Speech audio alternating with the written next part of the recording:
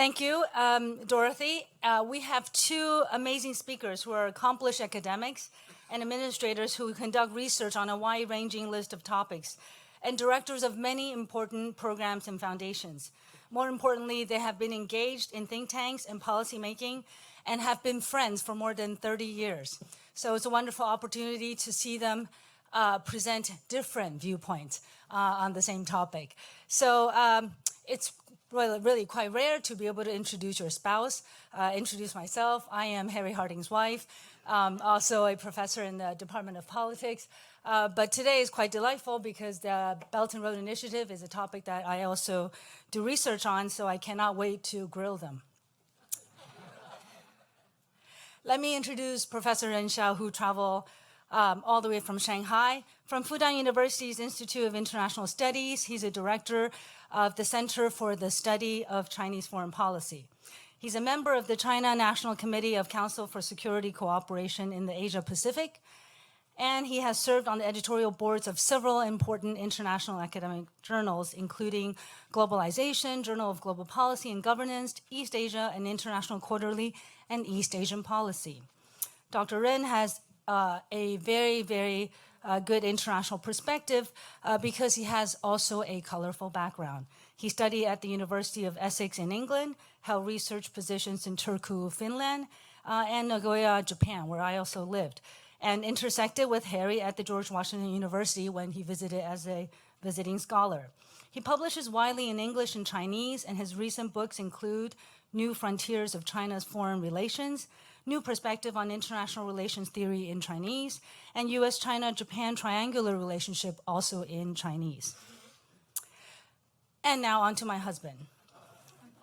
First of all, I don't think I'll ever get to introduce him again, so I must say he's a wonderful husband. Harry has been a transformative administrator at the Frank Batten School of Leadership and Public Policy, and before that at the Elliott School of International Affairs at the George Washington University. He's a scholar on the Chinese Communist Party to start with when he was tenured at Stanford University. Then he became a scholar of U.S.-China relations, public policy and leadership at UVA, and also loves civic architecture and culture. He has been a political analyst at the Eurasia Group, creating E.M. Bremer's research capability, and has advised 5 U.S. administrations, including the late President Bush during Tiananmen, and President Clinton on managing an increasingly complicated U.S.-China relationship, including China joining the WTO. Most recently, he advised Hank Paulson on developing the Strategic Economic Dialogue and the Bilateral Investment Treaty. He served on numerous boards, including the Asia Foundation, as well as the U.S.-China Joint Commission on Science and Technology, and the U.S. Defense Policy Board. He was at the Brookings Institution for over a decade, and his major publications include Organizing China, The Problem of Bureaucracy, China's Second Revolution, Reform After Mao, A Fragile Relationship, the United States and China since 1972, and the chapter on the Cultural Revolution in the Cambridge History of China. Quite relevant to today is his often forgotten volume. He edited The India-China Relationship, What the United States Needs to Know. And on that note, let's see what do we need to know about both the Chinese and the American perspective. Let's welcome Professor Ren Xiao.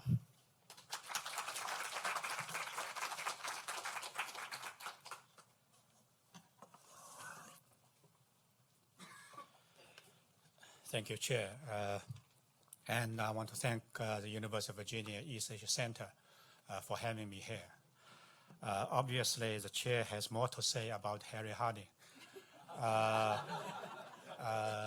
Harry was the Dean of the Elliott School of International Affairs at George Washington University when I was a visiting scholar there. So he was my boss.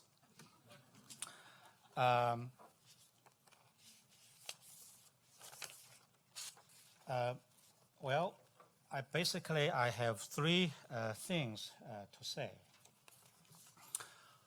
When the Chinese leader visits a foreign country and plans to deliver a speech, a lot of work has to be done to prepare for his visit.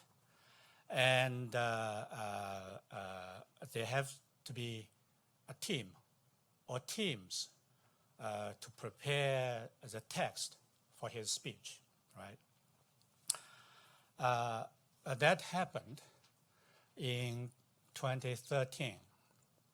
I actually have a quiz for you all. What is the biggest landlocked country in the world? Right. The ambassador has won the prize. Before President Xi Jinping visited Kazakhstan in September 2013, that happened, and he delivered a speech there. And in that speech, proposal was made for a Silk Road economic belt. And the next month, in October, same year, he traveled to Indonesia and delivered a speech at the Indonesian parliament. And in that speech, he proposed the 21st century maritime Silk Road. So the leader was supposed to say something new in his speeches. So that was what happened. But soon after, the two were quickly taken together and was called in Chinese, 一带一路. So one belt, one road. And quickly it became something very, as if it is very visionary, a big picture for China's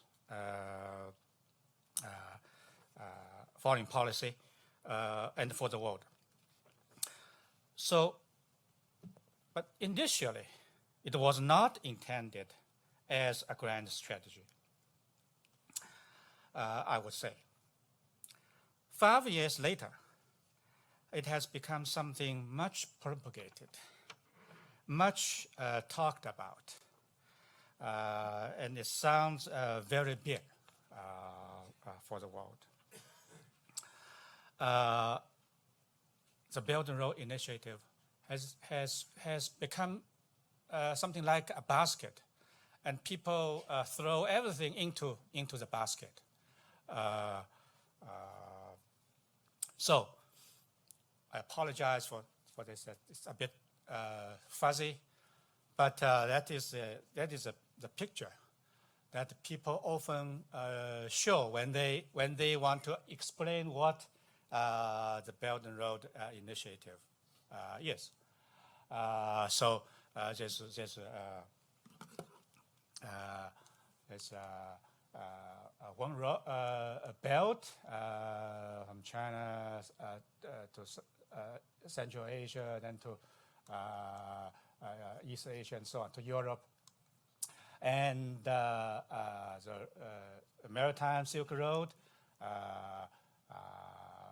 from China's East Coast to Southeast Asia, South Asia, and then to other parts of the world. Often that people show this picture to explain what the Belt and Road is. But there are questions. I have questions. For example, several years before the Belt and Road Initiative was put forward, China and Myanmar, its neighboring country,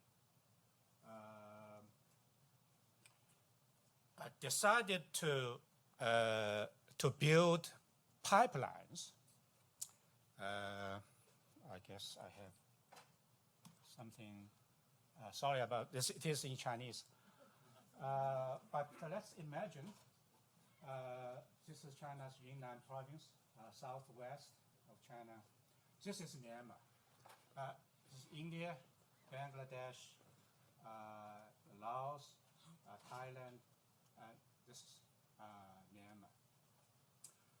China and Myanmar decided to build pipelines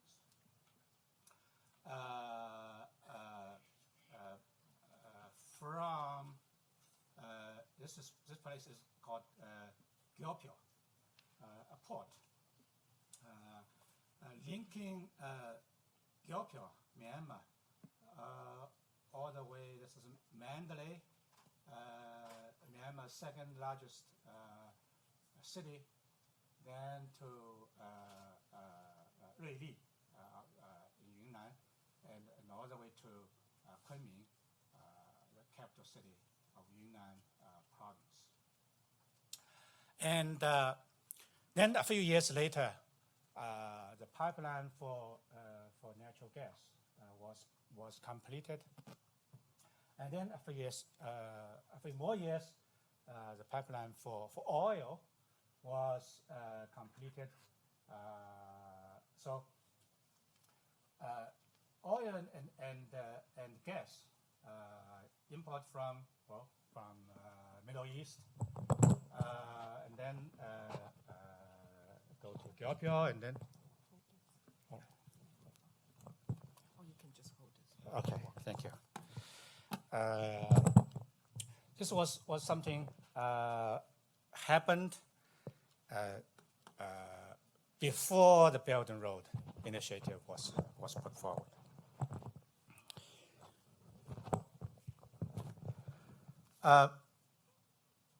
But now, this project has been seen as a part of the Belt and Road Initiative.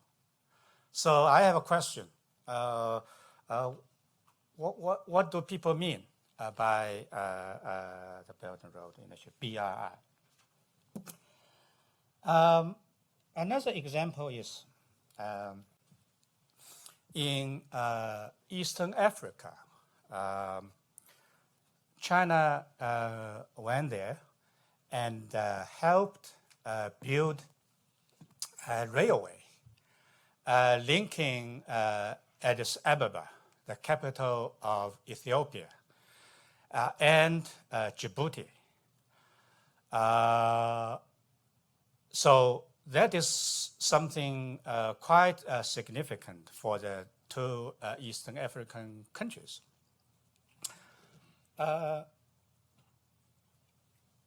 So that has also been seen as a part of the Belt and Road.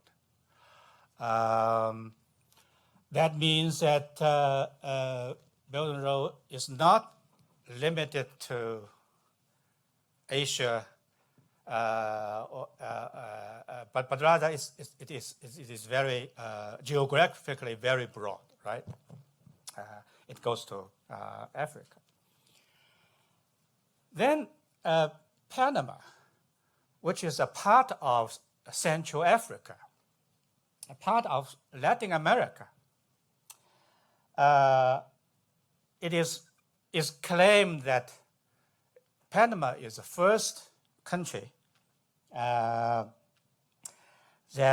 signed a document of cooperation with China for Belt and Road, which means that Panama, part of Latin America, has become a part of Belt and Road. So it occurs to me that this question, what Belt and Road is, and having thought about these kind of things, I have an answer myself. That is, it says the Belt and Road is a development program. In essence, it is a development program. Actually, it is about projects, different projects in different countries, in different parts of the world. So when we talk about the Belt and Road, actually we are talking about those projects. This is my understanding of the essence of this initiative. Since it is about projects, why don't we just talk about projects? Why do we need something like this, which sounds like a grand vision for the world?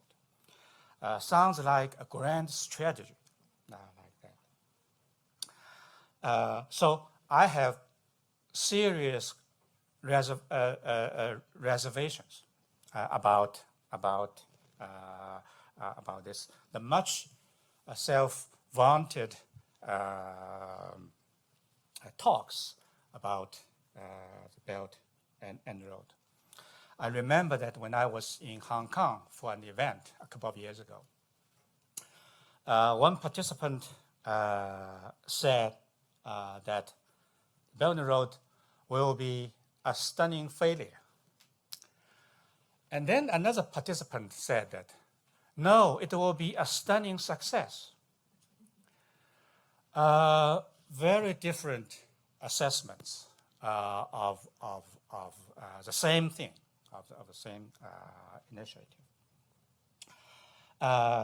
And to me, maybe it will be something with somewhere in between stunning success and stunning failure. This is the first thing I would like to say. Second thing, the Belt and Road projects are more bilateral than multilateral. Professor Womack showed a picture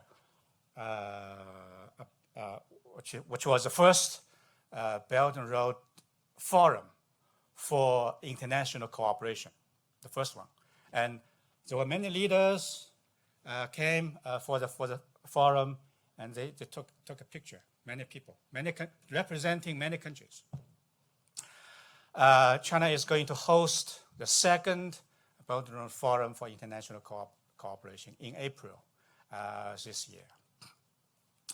So there will be another picture like that, with many leaders together for a picture. But if we look at this carefully, we can find that some projects involve just 3 countries. For example, China, Mongolia, Russia. Some projects involve 4 countries, maybe China, India, Myanmar, Bangladesh. Most of the projects are bilateral. A couple of months ago, we in China just commemorated the 40th anniversary of the initiation of China's reform and opening up. Over the past 40 years, China has changed greatly, has grown greatly. Today, China has some capabilities to help other developing countries in terms of development. For example, today's China has an impressive capability of building roads, bridges, railways, and so forth. And also, China has some capability of financing the new development projects. And as everybody knows, many countries have a shortage of capital for national development. And one example here is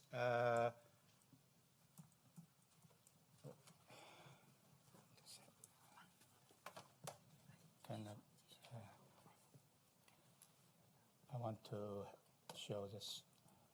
Yeah, okay. For example, Laos, another landlocked country in this part of the region, had only one railway, a short one, just linking Laos with Thailand, the two countries. Just one short railway linking Laos with Thailand. Can you imagine? But now it's different. China comes and is helping Laos to build a railway linking Laos with China, and potentially it can be extended to other parts of Southeast Asia as well. China has set up a Silk Road Fund to help finance some of the projects. Together with 4 other major developing countries, Brazil, India, South Africa, and Russia, the 5 major developing countries have created a new development bank, which is based in Shanghai, where I come from. And it has, along with the existing development banks, it is helping some developing countries for the project. And there is the AIIB, Asian Infrastructure Investment Bank, which was initiated by China and was launched in 2015.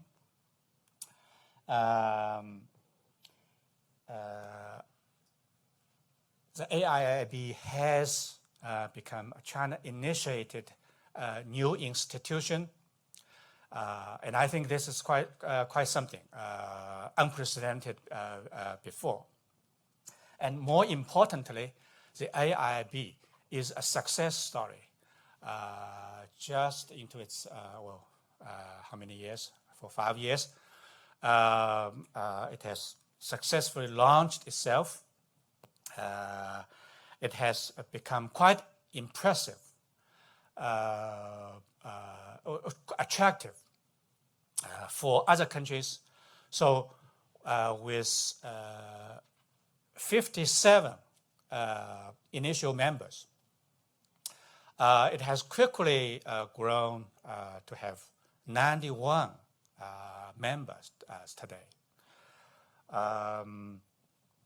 And the reasons why the AIB is relatively more successful is one of the reasons I think is that we have chosen the right person to lead the bank, Mr. Jing Liqun, who was a vice president of the Asian Development Bank, and he has an impressive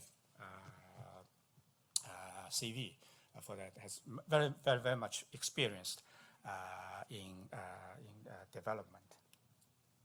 Okay, and then my question is: are Silk Road and the AIB components of the Belt and Road Initiative? Yes and no. I can argue that they are not part of the Belt and Road because they was initiated as separately and developed separately. And okay, I can argue 5 minutes. And I can argue that they are a part of the Belt and Road. If we see the Belt and Road as a grand vision, for the world. Okay. The third thing I would like to say is, over the past 5 years, when the Belt and Road was initiated, there have been both successful and unsuccessful stories.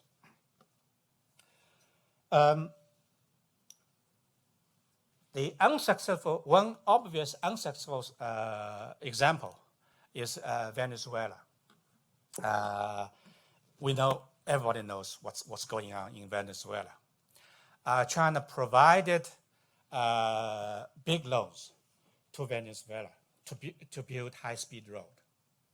And that the project for a high-speed road could not continue because of shortage of capital later and political turmoil, chaos, and so forth. So that stopped, which means that waste of money means that China cannot get the money back for a long time, maybe. So it's an obvious example of failure, maybe.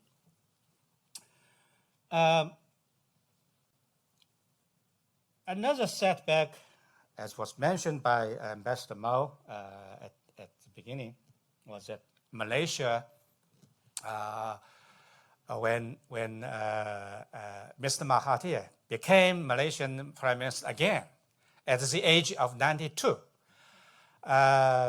his new government decided to suspend the three cooperative projects with China, because they feel that that's too much for Malaysia's financial capability.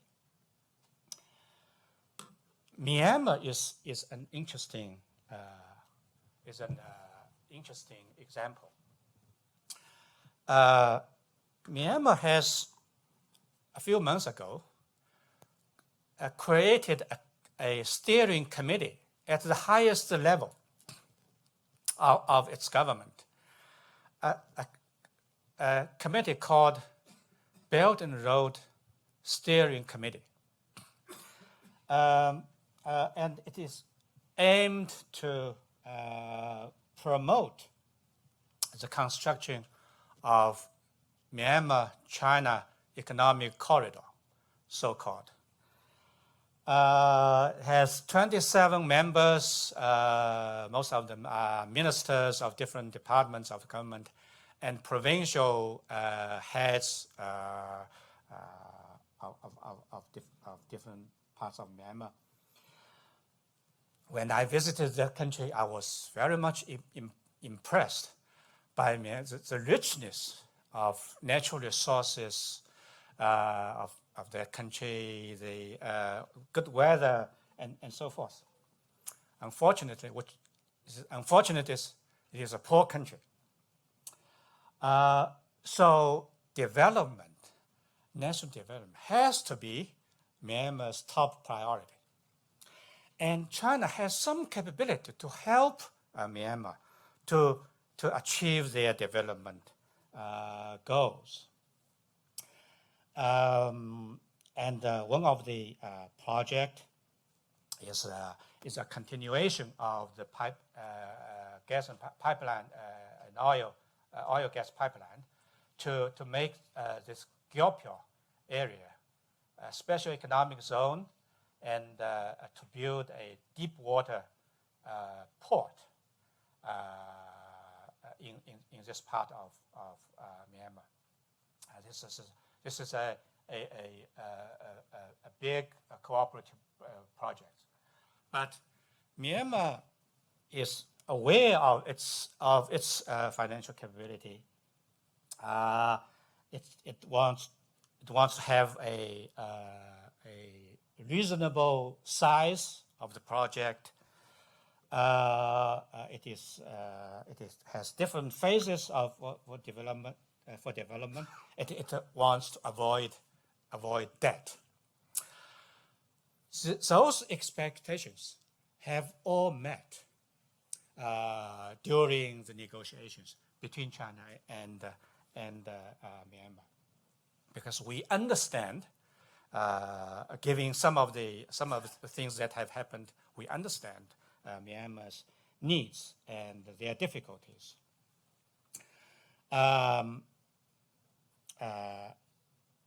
So, well, in conclusion,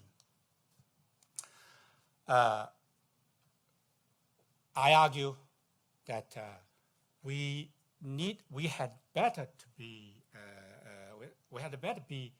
pragmatic about the Belt and Road.